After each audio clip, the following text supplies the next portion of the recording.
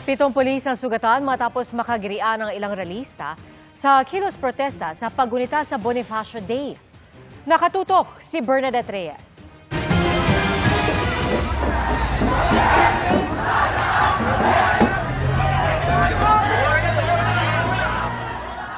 Binuwag ng mga realista ang hanay ng pulisya na nakaharang sa bahaging ito ng Recto Avenue sa Maynila.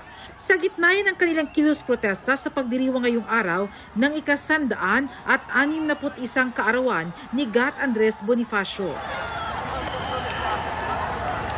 Nagmarcha papuntang Mendiola ang mga realista, pero bago pa man makarating, hinarang sila ng pulisya. Ayon sa Manila Police District, 7 sa mga pulis ang nasaktan sa insidente na ngayon ay ginagamot na. Narangan po kami, nagkaroon ng tulakan. So sa tulakan po, meron pang isang kasamahan namin sa inaresto.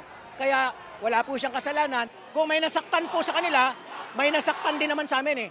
Pero on point, bakit kasi sila nangaharang? I-verify pa natin dun sa ating hanay kung meron tayong naresto. We need to follow the rule of law. Nirerespeto natin yung kanilang karapatan. Pinapakiusapan natin na itong lugar na ito ay hindi kasama sa Freedom Park. Hindi na nagpumilit ang mga realista at ipinagpatuloy ang kanilang programa doon matapos payagan ng pulisya. Nanawagan ng mga militanteng grupo na ibaba ang presyo ng kuryente at gasolina, palayain ng mga political prisoner at iba pang binatiko sa kasalukuyang administrasyon. Si Pangulong Bongbong Marcos sinabing alalahanin ng sakripisyong ipinakita ni Bonifacio at ng ating mga ninuno. Utang daw natin sa kanila ang pagkamulat ng ating pagkamakabayan, ng ating pagkakakilanlan at ng ating kasarinlan.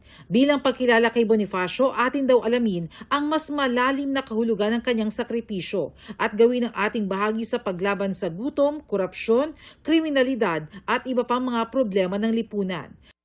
Sabi naman ni Vice President Sara Duterte, mahalagang maipakita sa pagdiriwang ng Bonifacio Day ang anyay kamalayan natin sa lagay ng ating bansa, tulad ng kahirapan, gutom, kawalan ng trabaho at kawalan ng mga pangunahing serbisyo para sa Pilipino.